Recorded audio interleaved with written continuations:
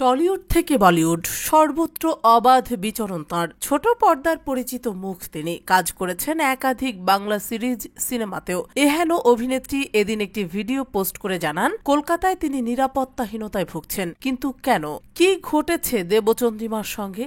এদিন দেবচন্দ্রিমা একটি video post করে জানান, এক ব্যক্তির জন্য তিনি একেবারে তিতিবিরক্ত।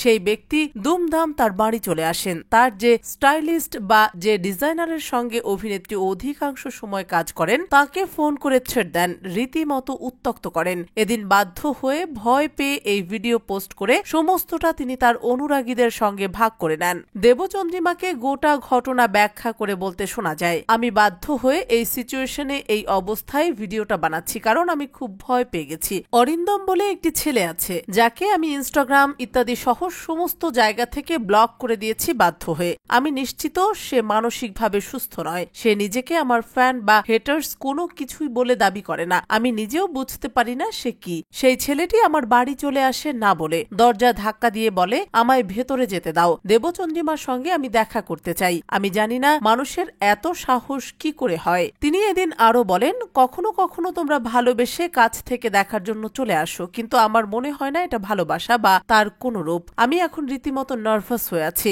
জানান, তার ডিজাইনারকে ফোন দিয়ে হুমকি দেওয়া হয়। সে বিষয়ে বলেন, রুদ্র আমায় কি জামা কাপড় পরাবে সেটার জন্য ওকে ফোন করে থ্রেট দেওয়া হয়। নমিতা দিকে বারবার ফোন করে বিরক্ত করা হয়। আমাদের সবার জীবন না একদম খারাপ করে দিয়েছে একটি ছেলে। ওর কাছে ভাগ্যবশত আমার নাম্বারটা নেই, নাইলে বোধহয় এতদিনে অনেক কিছু হয়ে যেত।